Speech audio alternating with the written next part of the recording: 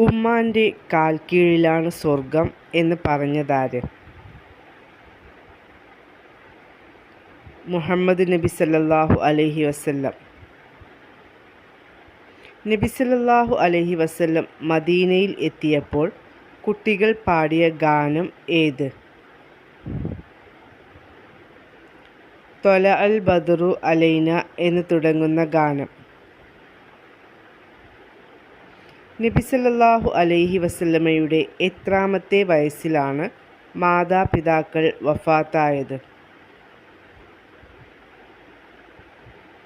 പിതാവ് നബിയെ ഗർഭം ചുമന്ന് 2 മാസം കഴിഞ്ഞും മാതാവ് നബിയുടെ 6-ാം വയസ്സിലും ആണ് വഫാത്തായത്.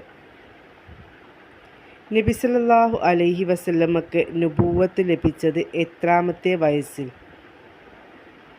40-ാം വയസ്സിൽ.